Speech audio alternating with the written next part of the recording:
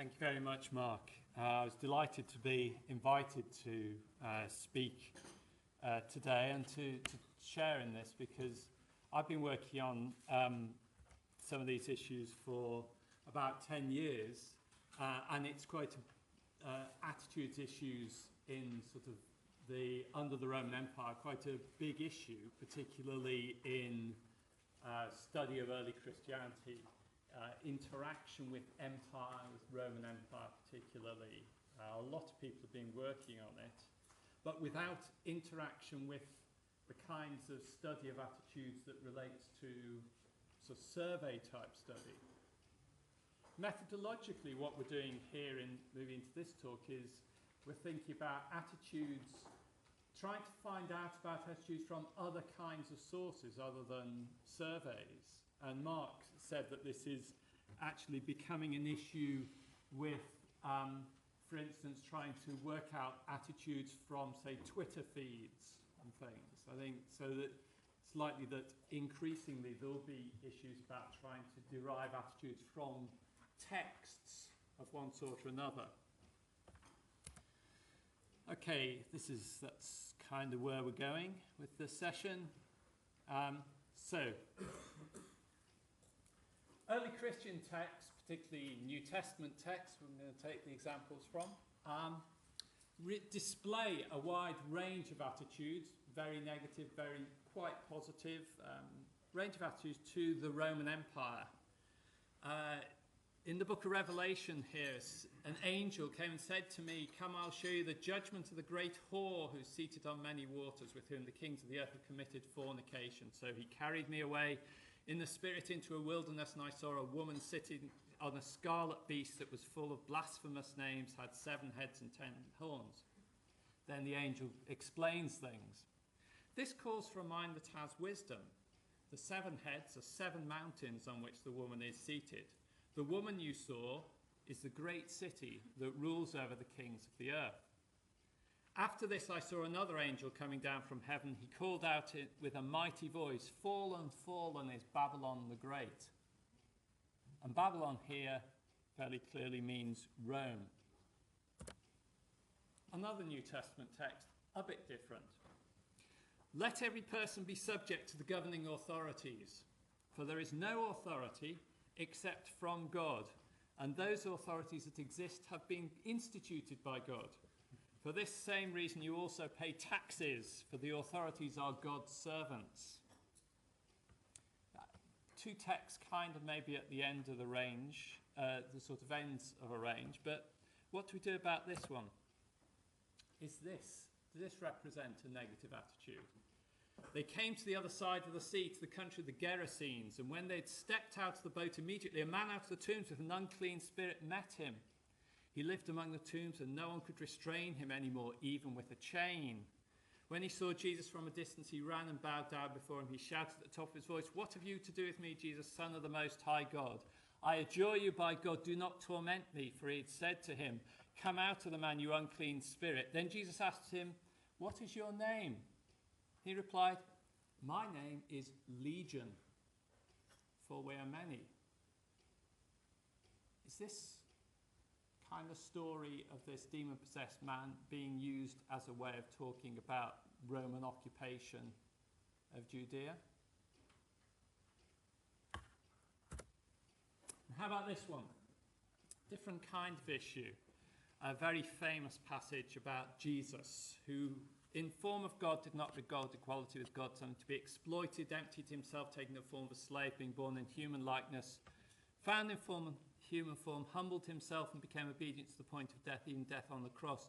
Therefore God highly exalted him and gave him the name that is above every name, so that at the name of Jesus every knee should bend, in heaven and on earth and under the earth. Notice the cosmology there, incidentally. Heaven, earth, under earth. There's actually air in between as well. "And every tongue should confess that Jesus Christ is Lord, to the glory of God the Father." And one prominent New Testament scholar, his comment on this would be, "If Jesus is Lord, Caesar is not." And that raises a general question in sort of researching attitudes in texts. When does a positive attitude to A imply a negative attitude to B? What kinds of sets of variables imply this kind of bipolar sort of situation where saying yes, being positive about one thing means being negative about the other? What does this view of the position of Jesus imply about how they must see empire? There's been, I say, quite a lot of work on this. What do we do with this kind of range of views? And one example by one prominent Australian scholar, Warren Carter, is what he calls New Testament evaluations of Rome. The sort of language used varies. So he comes up with 5 types of evaluation he sees in New Testament texts. The empire is of the devil. Rome's world is under judgment. And then the next 2 don't look like evaluations immediately, but they are for him. This third one, this in the meantime thing, I suppose it's an evaluation of a sort of one of these norms of how the world should be, effectively, and not accepting Rome's imperial order, and that God intends it to be structured differently, and that brings about certain actions. And then the same sort of thing, but in relation to formation of alternative communities, and then the submitting to the emperor, etc.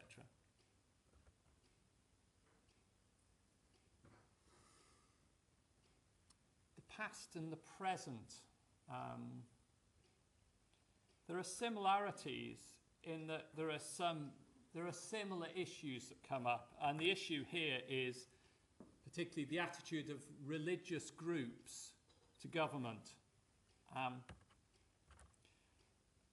And that itself is a particular instance of a broader attitudinal issue, which is how are attitudes affected by having multiple authority sources? So, for instance, if one sees oneself as having a divine kind of authority source, prophets, people, and then some sort of traditional or sort of civic sort of authority sources, what happens to attitudes with competing, when there are competing sort of sources? Another similarity between the past and the present is that, in principle, all study is of past attitudes. As soon as an attitude is recorded, it is something in the past, and it becomes subject to some of the methodological points that I'm going to bring up. In fact, some of them have been mentioned already. So as soon as you're observing attitudes, as soon as you've observed it, it's something in the past. But there are differences between the past and the present. We can't control the agenda of the texts, and just as some people have done illegitimate things with the statistics, lots of people do illegitimate things with the texts by just imagining they can simply read attitudes kind of off the surface in some way, whereas it's much more complex. But we can't control the agenda of what's in the text, because we're picking up texts that are doing various things, not responding to a survey about attitudes. Of course, surveys, we can't necessarily control the agenda actually as well, and some of the points in the previous sessions have pointed out we can't do repeated kind of testing. We might find other texts, but they won't be quite the same sort of texts. Of course, surveys, you never can actually quite repeat the question because you're always in a slightly different context. And with the past, the range of types of evidence we were forced into using is much wider, and you've already, I hope, been able to see that by thinking about the types of text in those examples that I gave you. And the implication is you need quite a range of interpretive methods to get into the text, the evidence. Okay, a classic test case, from the Gospels, from Matthew's Gospel. This is Matthew 22:21. Jesus says, render the things of Caesar to Caesar, and the things of God to God. Is this a positive attitude? Does this represent, a positive attitude to the Roman authorities, or a negative one?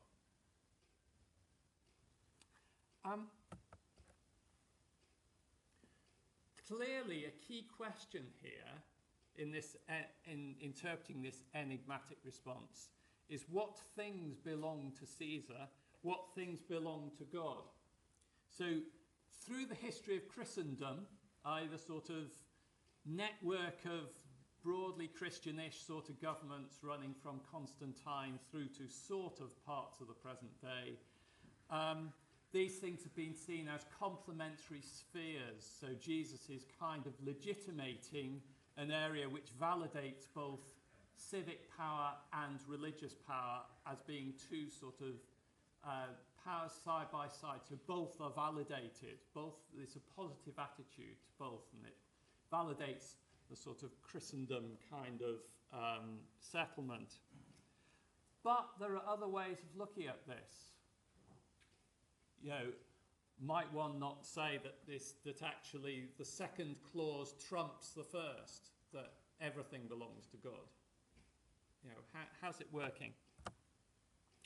Well, some methodological factors to take into account. One is the narrative context. This is in Matthew's Gospel, and it's a story. It's in the temple in Jerusalem. So and you've got a group of religious leaders from Judea, a group of Pharisees, who are trying to trap Jesus into making a statement about tax. The question was, should we pay taxes or shouldn't we? And he's bound to lose support whichever answer he gave. That's one narrative factor in the narrative context. Another is what's immediate. Jesus' immediate response was to say, find me a denarius, a Roman coin. And these Pharisees, one of the Pharisees produces a denarius. And Jesus said, okay, whose image is on this? And this immediately acts as a sort of causes problems effectively for these Pharisees. These are religious leaders in the temple in Jerusalem, and they're carrying an idolatrous image on this coin, an image of this god emperor that they've brought into the temple. So the narrative context is complicating what we do about the understanding this. Another kind of issue, contextual issue, Jesus' historical context. Jesus in the temple, circa 30 CE, 38 AD 30. The situation is that Judea, centered on Jerusalem, is under Roman occupation. So the Romans are an occupying force. The political context is that there are, through that century, you have increasing build-up of these zealot groups who are advocating violent resistance to Rome. So Jesus' response is in the context of other groups out there who are very clearly negative about Rome, and the context where Rome is the sort of controlling, occupying power. So Jesus' historical context brings in some interesting issues. But we've got different issues to still consider. Matthew's historical context. This is in Matthew's Gospel. And Matthew is writing probably about 60 years later. By that time, the temple in which the story is set has been destroyed by the Romans. they've smashed the whole place down. They've been smashing Jerusalem up generally. There's been a Jewish rebellion against Rome, and Rome defeated the Jews. So in Matthew's Gospel, the context of the actual text there is sort of post-destruction. And Matthew is writing in the context of house churches in Antioch, the capital of the Roman province of Syria. So about sort of a couple hundred miles north of Jerusalem, in the context of Jewish and Gentile house churches, and maybe tension between the idea of these Jewish and Gentile house churches and maybe tension with non-Christian Jews in Antioch. And how does the saying then function in that kind of context?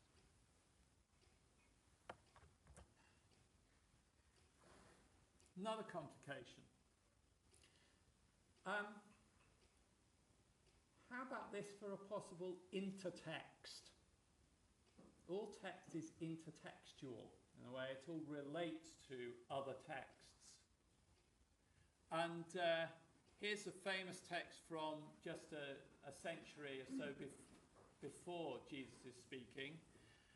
Mattathias, a Jewish leader when Jerusalem is under occupation by the Syrian Empire, and they've been getting rid of Jewish practice in the temple, and they've been banning Jewish practice, banning circumcision and things. And Mattathias, in dying, he says, according to 1 Maccabees, pay back to the Gentiles in full and obey the commands of the law. By pay back, clearly in this case, it means take vengeance on. Could Jesus' saying be effectively a restatement of Mattathias' kind of thing? Pay back Caesar what he's got coming to him, and give to God what is due to God.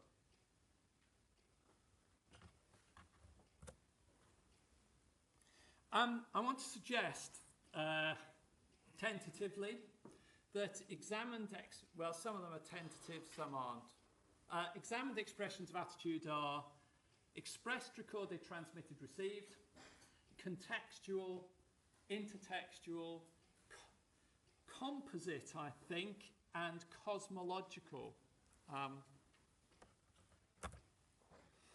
Expressed, recorded, transmitted, received. Okay, here's the chain for that saying. Jesus spoke, probably. Some scholars might think that the writers made up some of the sayings of Jesus, but they would tend to trace this one back to Jesus.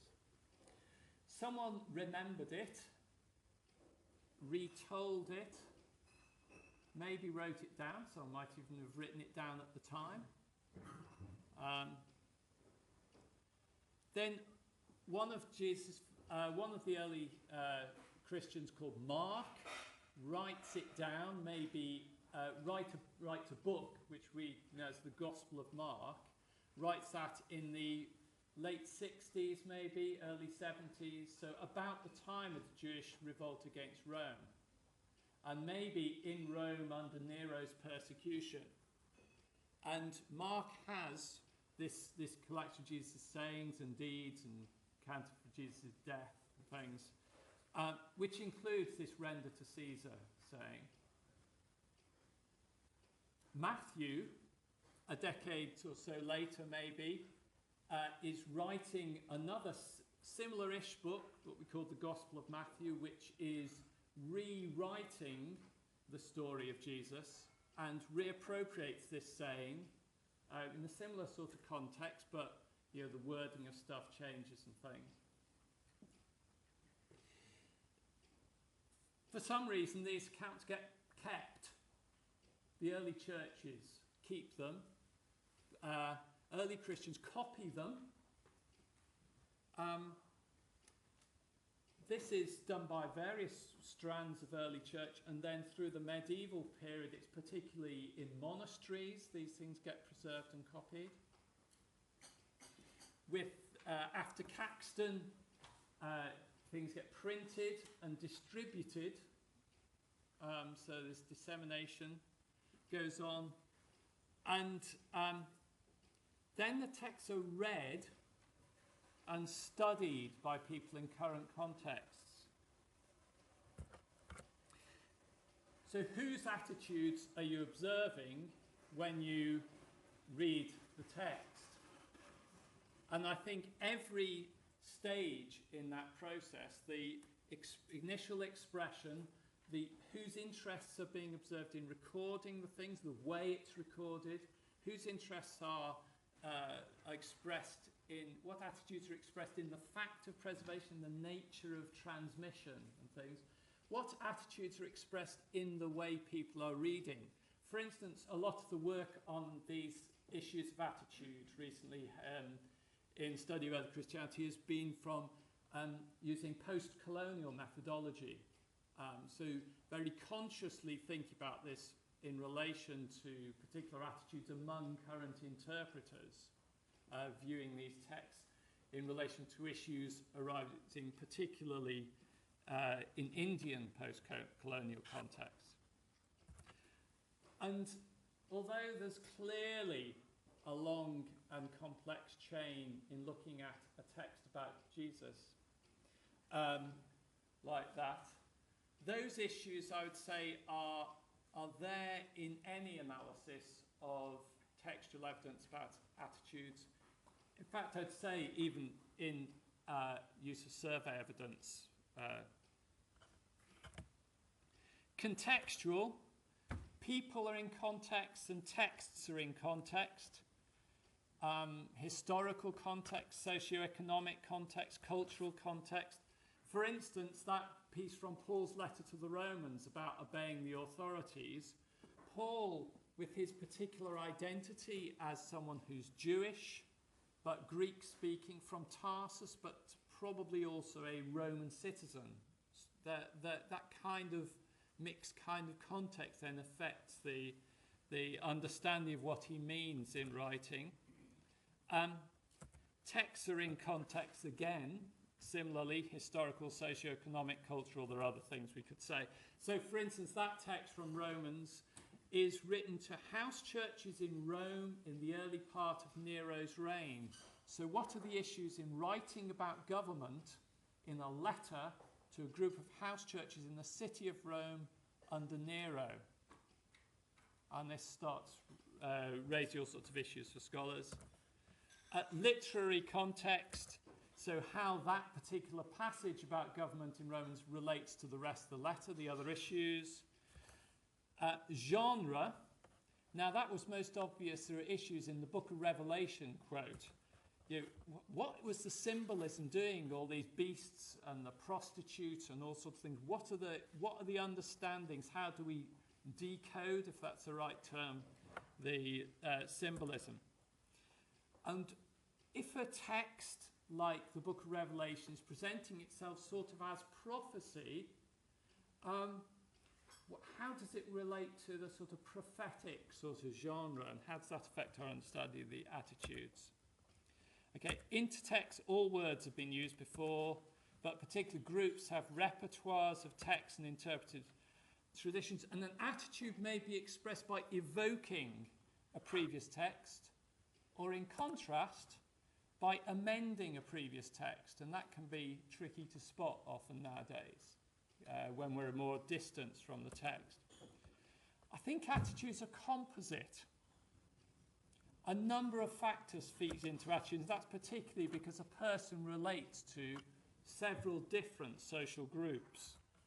So early Christians, for instance, were provincial Romans relating to the central power, part of an essentially Jewish movement, and there were issues Jews faced in relation to Rome, and they're specifically Christian.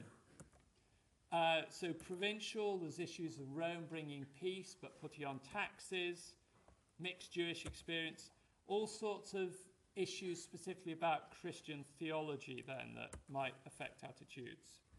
And this leads to the kind of method, I think, if you're trying to use these ideas maybe of composite attitudes, is trying to model attitudes from the possible components and then testing the model against various texts and seeing how they sort of stack up.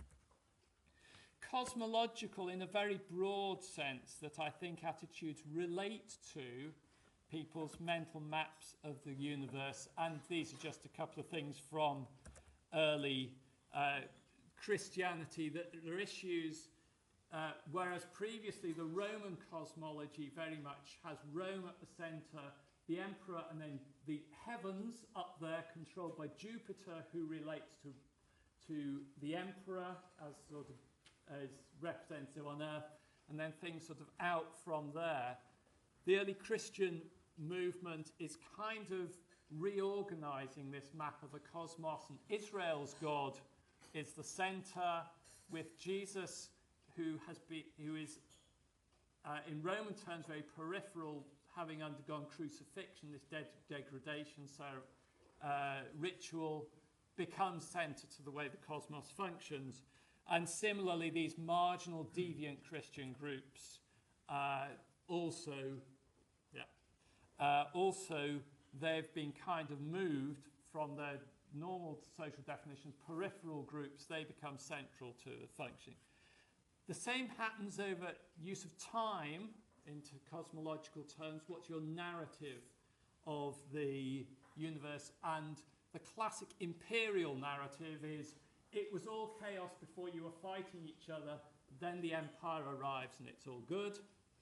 But Christians adopting a version of a Jewish eschatology, ideas of end times, have a narrative of it all being pretty bad at the moment, with God about to make some sort of decisive intervention. In fact, in the Christian version, having kind of inaugurated that in the arrival of Christ. Okay, so I want to suggest that there are 5 sort of areas that one wants to think methodologically about in using attitudes, in drawing attitudes from historical evidence. Thanks.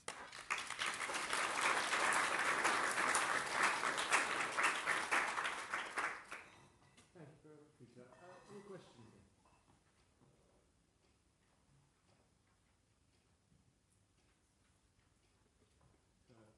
George, I'll follow you. Okay. You were talking early on about you have multiple authority sources. Are there any ways of imputing the sources that you're not seeing? I mean, you're getting letters to house churches. Can you impute the attitudes of the house churches from what's written? The attitudes of the recipients. Yeah. Sometimes you can pick up some attitudes because the writer of the letter will be trying to deal with perceived problems. For instance, about one issue is about whether the Corinthians, where Paul writes to the Corinthians, whether they have a negative attitude towards the body, and whether some of their behaviour, maybe some asceticism or maybe some of what Paul sees as immorality, might relate to devaluing of the body. But in general it's difficult, particularly because often the attitudes that are ascribed by a writer to the recipients are kind of part of the rhetoric of the letter, and you can't immediately infer that that is actually what the recipient's attitudes were, but there are clues you can sort of infer. George? Yeah, I just wondered whether your lessons from the analysis of history are in a way more relevant to people who are doing contemporary media analysis than survey analysis. Right.